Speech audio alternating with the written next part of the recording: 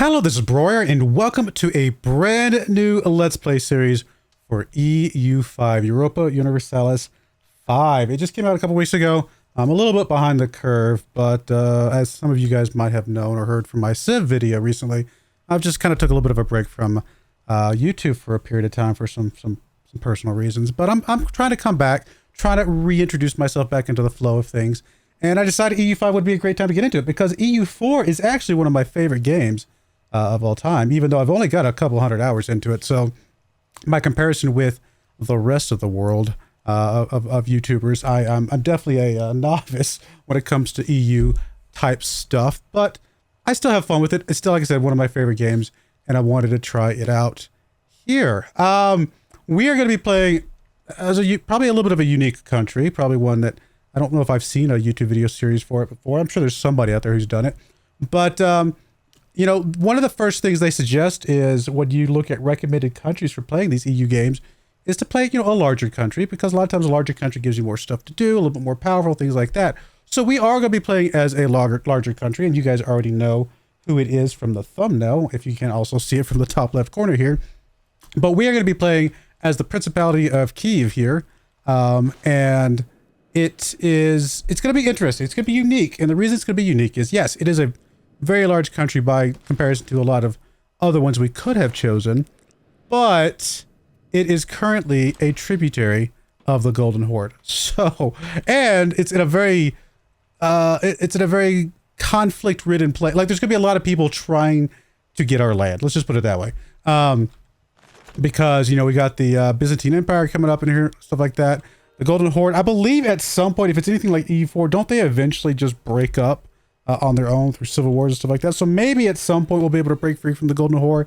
But our most immediate idea or concern would be to just get a little bit bigger ourselves by picking on some of these smaller guys around us, really establishing ourselves, and then, like I said, eventually breaking off the Golden Horde, and of course defending ourselves against the Byzantine Empire or anybody else large to our west that might come a-knocking. So that's the kind of idea here. It might be, I don't know, it might be a little hard for me to do, again, without a ton of experience with even EU4, but I still thought it'd be kind of a fun change of pace. We'll see what happens here. Let's go ahead and pop open the welcome here, if it will. There we go. The agenda here. So it says, since the times of Prince Broyar, there's no way I'm going to say that, the lands of the Rus were governed from Kyiv until it fell to invasion from the Mongol hordes. Although the great Kievan Rus is long gone, its legacy persists in us, as does the warrior blood of our forebears. Now fragmented into a multitude of smaller states, the lands of the Rus will be united once again under a Ruthenian banner. However, peril stalks our path as the other East Slavic, which we can see right there in the background, are sure to lay the same claim and try their hand at unification. While the looming presence of the Tatar Golden Horde, which I'm assuming is those guys to our east, is a constant menace on our borders. To the west, the rest of the Catholic Europe. We are not Catholic, remember. We are actually Orthodox, so there is going to be some conflict there with religion. Will not sit idle either. In fact, there's actually quite a bit of Orthodox between us and the true parts of Catholic Europe. Let me see if I can zoom up a little bit. So yeah, I mean, we are got a little bit of a buffer there, but definitely the Catholics are out there. And the emerging Turkish countries in Anatolia, which there's all of the Turkish countries down there, are going to be coming for us. Anatolia is all that area down there. Will hardly be contained outside the continent for long. To succeed in unifying the Rus once again, we must overcome every one of these barriers. So, got a bunch of hints here that's going to start working through us. We could start going through the learning walkthrough. Actually, no, we can't, because we have to enable them in the main menu. And I think there's a reason why we couldn't do this. I can't remember why. But we're not going to go through the walkthrough. It's fine. We're going to figure this out on our own. The one good thing about any Paradox Grand Strategy game, even though they are massive, they do kind of hold your hand a little bit through a lot of these little flags up here at the top.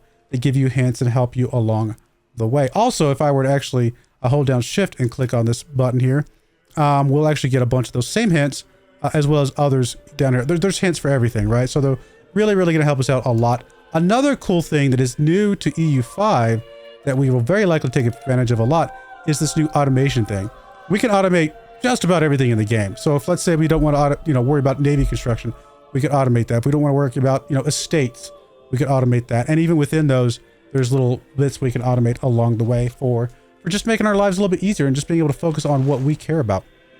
As you can see, we do have, like I said, a lot of provinces. Here's our capital. I actually think our flag here is probably one of the coolest flags in the game. That's really cool with the angel there and the shield and the sword. I really like that a lot.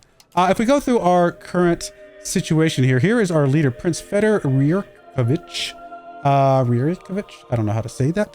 I can actually read some Russian, quite frankly, believe it or not.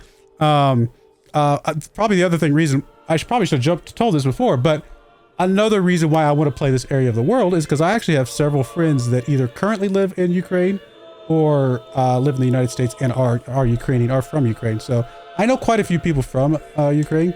But yeah, like I said, I have, practiced a little bit on Duolingo of reading Russian as well as Ukrainian. Obviously, they use the same alphabet, just different words, different languages. But so if this was in Russian, I probably could actually read this better than if it's being written out in English for some reason. So we do have several estates here. Now, estates were a thing that came about, I believe, in late EU4, and obviously they're starting off EU5 with them. We've got the Crown, which currently has 21%, I guess, power is what I'm guessing that is. The Znat has a 46%, definitely the biggest chunk so far. We got the Clear, which appear to be probably the religious. Is that praying hands that I see in that little triangle? I'm assuming that's what that is. We got the Horadiani, right? I don't know how to say that. A little bag, so maybe that's the money guys, the merchants and stuff like that. Prostoliud, which maybe just basic peasants. And we got the Cossacks, which have a sword and something else there in the little icon. Maybe it's 2 swords or something like that. Which maybe some sort of warriors or something to that effect. So who knows? We'll play around with that. We'll figure it out as we go along. We've got the Parliament here. We'll be doing stuff with the Parliament at some point. We got the Cabinet. We definitely want to appoint some Cabinet members at some point. The Cabinet is definitely... It takes some elements from... Oh, which game was it? Well, I guess it's similar to the cabinets that we used to have in EU4, but there's a little bit of variance here. So it's definitely going to be a little bit different. Maybe more aligns with what you would see in Crusader Kings, I think, to some degree. And then we got laws again that we could bring in as well. Like I said, as you can see, there's little cogwheels up here means that at any one of these categories, we could automate. So if there's just, we don't want to deal with Parliament, we could automate that. If we don't want to deal with the Cabinet, we could automate that. There is an option at some point to form a new country. The country we could form is the, let's see, where is it? Is it this one? Yeah, form the Ruthenia Tier 3. We don't own all the areas, obviously, as you can see. So there's a lot of areas that we need to... Oh, we own 71 out of 184. So there's a lot more areas we would need to control in order to form this new country. But definitely something to look forward to at some point. All right, we got the economy here. Again, you get all these little cogwheels. Currently, a lot of our expenses are automated at the moment, which, well, we might leave that for now. But we can also automate some of these other ones as time progresses and really fine-tune things and stuff like that, which will be really convenient. We got the markets. And again, as you can see, there's also global headers for automation here at the top. We got the markets. We got our market, actually, which is awesome to be able to start with our own market. Is really, really going to help our financial situation a lot. But right now, we don't make a lot of money. But I think if we move some stuff around, we'll be able to fix that shortly. And then here we go. Here's the trading window. And again, we can mess around with that at some point. We got production. I'm not going to go too far into all of these, but production for building buildings and whatnot. And these are kind of buildings along the lines of maybe Victoria. Victoria, was it 3 is the current one? So I feel like these are kind of have that vibe, so to speak.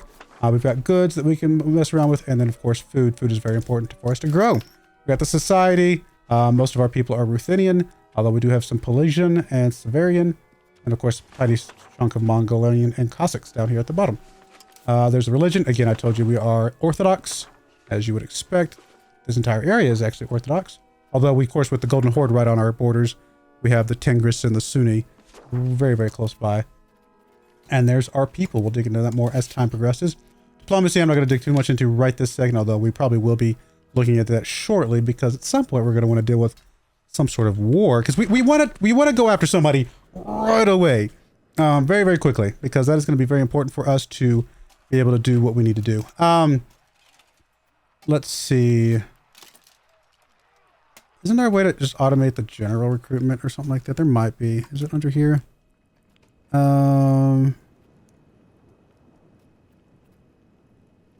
This game replaces generals also for armies without objectives. I think I might just, we'll figure that out. we'll figure out what we want to automate as we get a little bit further along in the site. Something they're like, you know what? I don't really want to do this component anymore. That might be our trigger to start automating. We do have the diseases that we're gonna have to worry about. Obviously, the bubonic plague is a big thing from Europe. I don't know how far east the bubonic plague came. Obviously, I know it helped mess with a lot of this. I actually don't know how far east. I've never really studied it that much. And then finally, we have research, as you would expect. Wait, let me try that. Where's the tree? There we go. We have the research tree here. As you can see, multiple ages, just like in EU4. And we've got, you know, a decent amount of stuff here that we might want to mess around with and kind of determine which path we want to go down. It looks like we can only research stuff in this first category. I'm not sure what is preventing us, or these are already researched.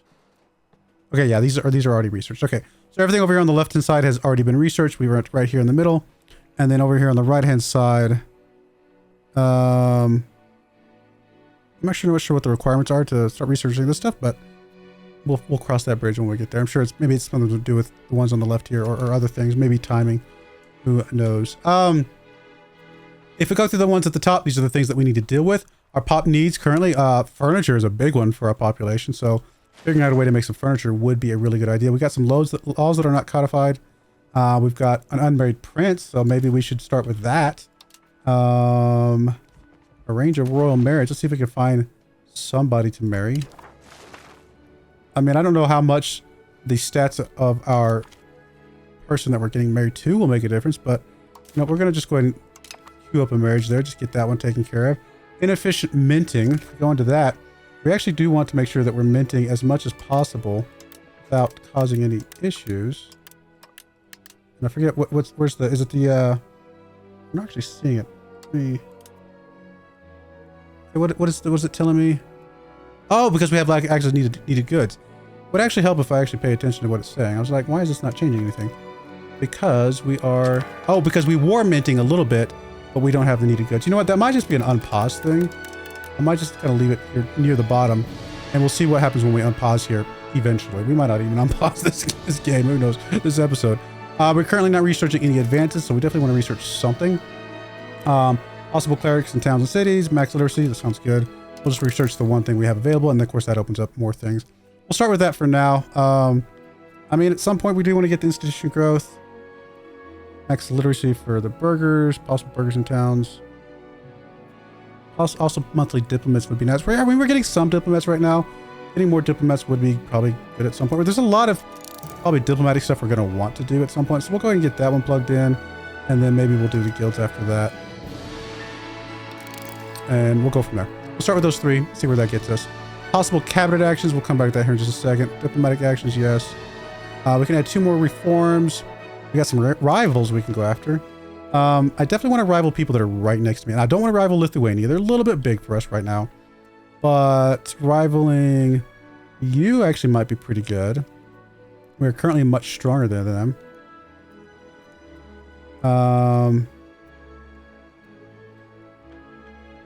Also, we might want to rival you as well because you are... Although we might also want to go for allies here soon. We might actually, before we rival, we might see who we can ally here very, very shortly. In fact, let's go ahead and see that. The friendly actions, offer alliances. So Volhynia would want to be an ally with us. That actually might be pretty good. They are a pretty powerful one that we could keep on our side for now while we're picking on some of these other ones. That actually might be the right move. That's the reason why I'm glad I didn't go ahead and rival them. Because having another just strong ally, probably a really strong option. I'm actually going to start with that. Now, eventually I won't want to pick on them and beat up on them, but we've got plenty of targets to beat up on without worrying about these guys right away. Halleck looks like they would never ally us, so that's actually probably a really good one for a rivalry. So we'll probably go ahead and just rival you real quick. And I'm assuming rivals are like just as important here as they are in other versions of the game. So, or in EU4. Who else could we rival? I mean, Muscovy? Could we rival Muscovy, or are they too far away? Do we have to rival somebody close by? I mean, Chernihiv would be interesting to rival. I would say if we can get Muscovy, that would be fine, but Chernihiv, we might be an early target anyway. Let's see if we can rival either one of those. We can't. Muscovy's too far away.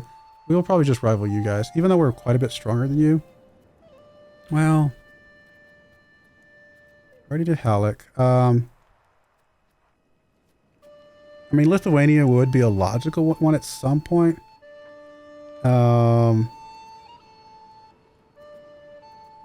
mean, just for now, I'm just going to go ahead and rival the guys that I think we're going to pick on eventually anyway. Just to get that pop-up to go away and just get credit for that.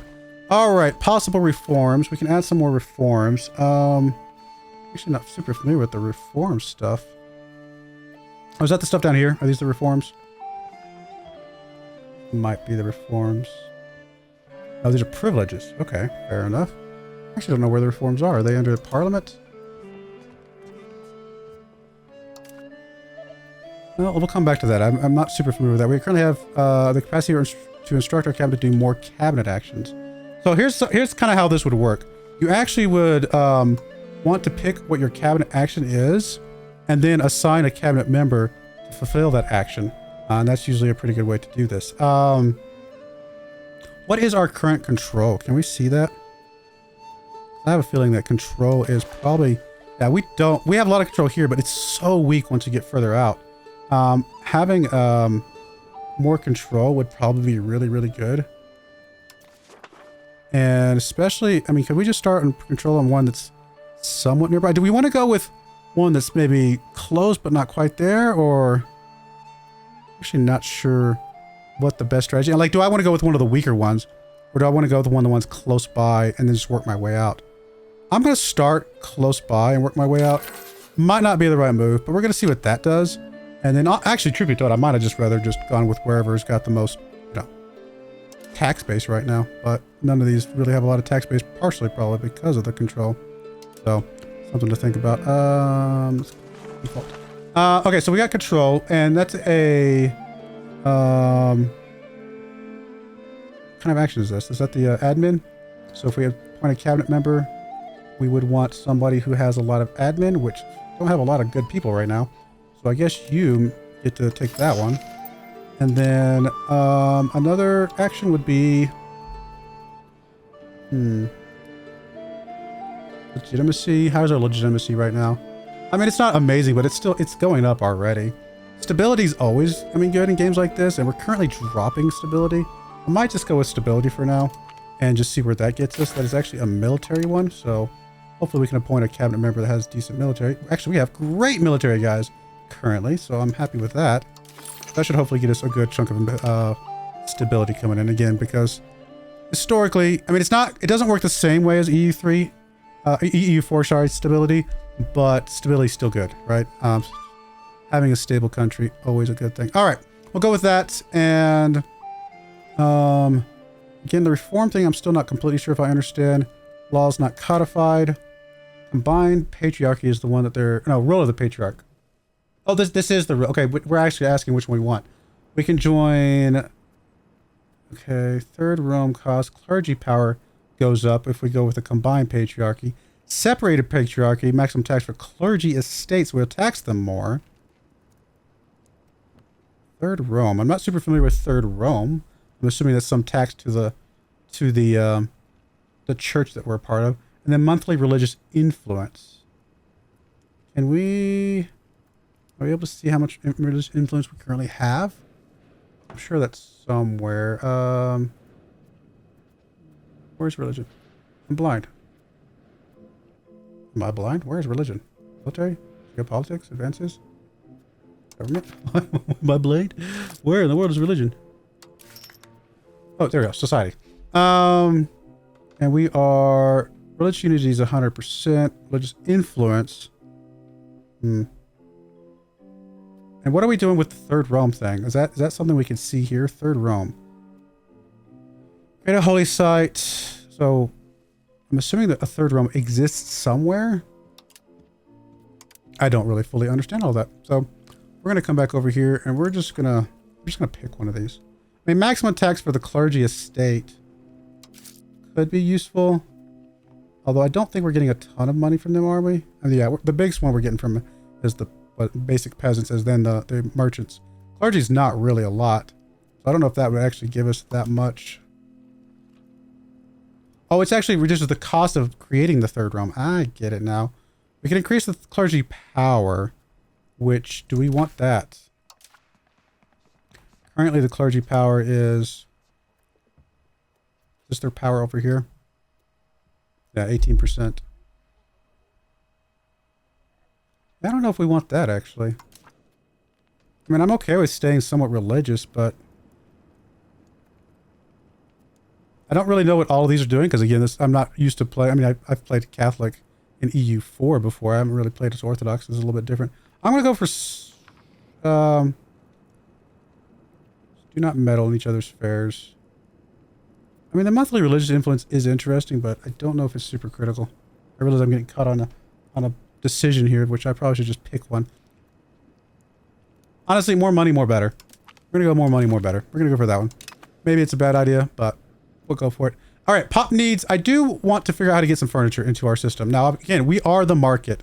So if there's no furniture currently in the market, then I would assume that a good idea would be to actually, we can come in here and pop needs. If we click on the furniture, I think we should be allowed to see browse buildings for furniture. And we can build a carpenter's guild, which actually is decently profitable, I believe. So maybe we start with something like that. Looks like we can only plop it in a couple spots. Can we mass build these? Profit in 3 years. I mean, we're going to get some profit off of here, especially in the ones in our capital here. So, I don't know, whatever. I guess what I need is shift click that to make them build faster. But spread them out a little bit. I don't know if that's the right move. Actually, you know what? I probably will just... I may just build all 4 of these here, because presumably they're just going to be more profitable there. Now, granted, we might not have enough population to fully staff those, but let's start with that. That'll take care of the furniture. There's some other ones there that we want to take care of eventually. And then I still don't know if I fully understand the inefficient minting thing. We're going to drop that down for now and figure out what... I'm not entirely sure. Again, it might be an unpaused thing. We'll figure that out here in a moment. Possible diplomatic actions. Okay, so I do want to kind of go to war, like, as soon as possible.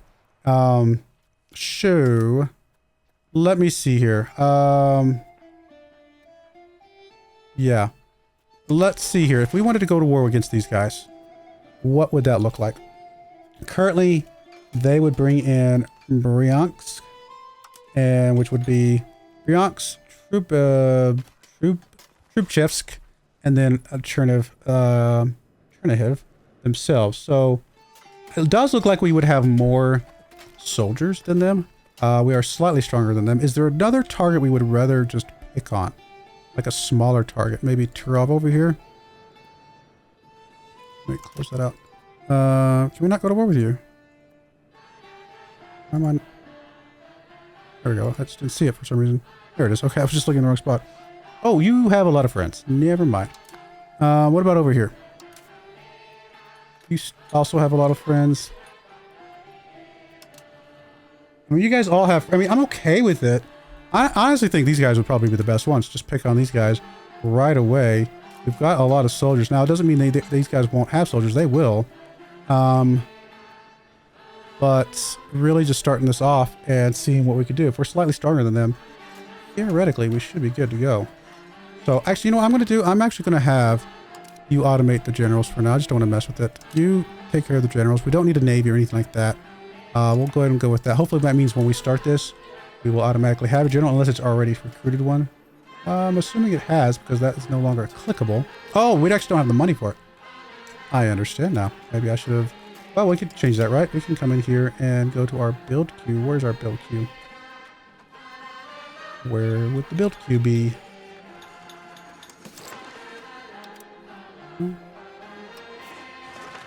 I actually don't know where the build queue is. Is it over here somewhere? Yeah, there we go. If we were to undo a couple of those just to get some money back, how do I do that? Cancel construction. 1, 2. Okay, let's do 2. That'll hopefully let us get a general. Yeah, we'll be able to get a general. In fact, I mean, I'm just going to click this button now. Just so we have one. Where does that show up? Maybe just auto assign.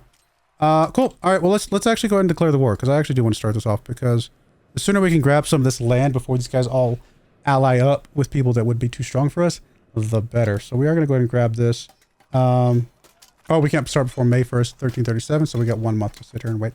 That may or may not be a problem. We'll just see how many people that allies up with, but that should be okay. All right, I don't think there's anything else for us to look at right now. Add 2 reforms. Again, I don't really understand the reforms.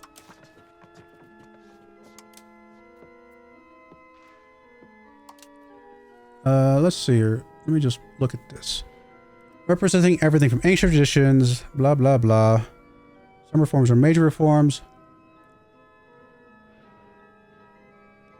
Countries are only allowed to have a handful of government reforms, but can increase that with advances. Some are major reforms, but where are the reforms at? Hold shift. Open with a hint. Okay, pause for reforms. Okay. Got it. So, press the plus button underneath the crown. Oh.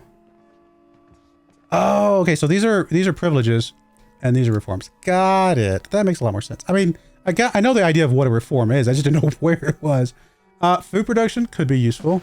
Do we actually see food production up here anywhere? I don't see it up here, but food production obviously always good.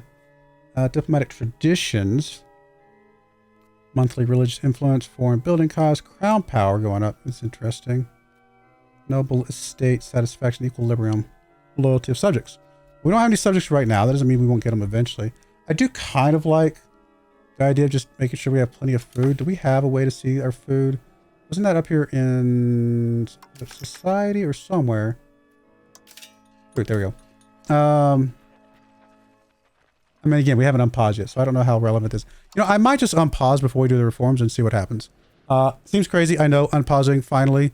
We've been talking for 30 minutes, but that's the way EU games and or any Paradox game goes. You sit here and have to think about it, talk about it before you unpause it the very first time because a lot's going on. So we're going to go ahead and unpause here. A couple things going on. We got some achievements. I am playing with Iron Man mode just so we can get some achievements, but I might regret that at some point. Just because we will eventually... we might eventually run into a place where the save gets corrupted, you know, with either an update or something like that. So who knows? Let's come back over here. Balance, minting. So if we started minting now, it would still say inefficient. I'm not sure if I'm understanding how the minting works, but there might be something I'm just missing, and hopefully it'll show up. But I could probably look through the help menus to understand that a little bit better. So we could go up, speed up a little bit if we wanted to.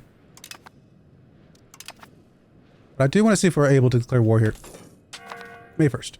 Alright, so. Buildings missing inputs. That's fine for now. Furniture is getting built. That'll help take care of that. We still have the government reforms and things. Okay, I wanted to see how the food situation was looking. So, if we come over here, go to food. I mean, we do have a monthly increase of balance, which presumably having more food better is good. But I don't know if, because it does move us towards serfdom. And if we go to a way to see where the serfdom is, that would be under values. Yeah. So serfdom would, where's serfdom? Right over here. So currently we're free subjects, which gives us more, or less food consumption for the peasants, less food consumption for the laborers, more pop promotion speed, monthly prosperity, a little bit less tax for the peasant estate, which is our biggest estate right now. This one we'd be able to tax more. We'd actually have more raw material output, more supply limit. Honestly, I kind of wouldn't mind serfdom. You know what? Let's go for it.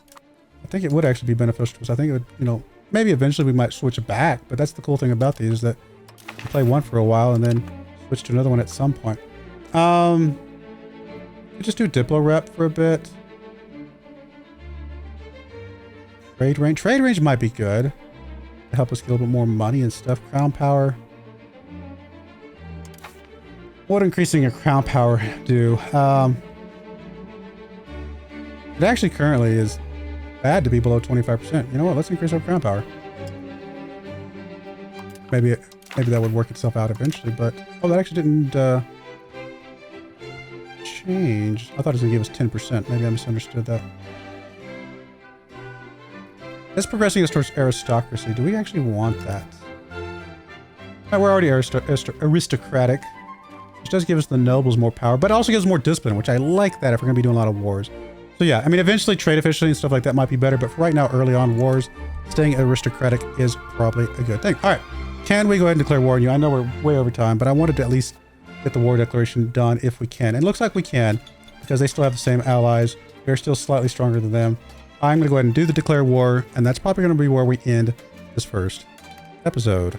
I know we didn't do much, but let me see. Do I need a CB?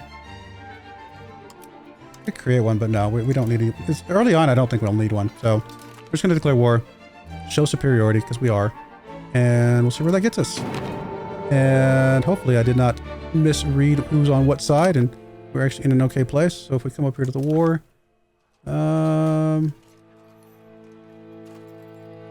they actually brought in more people than I saw in their list.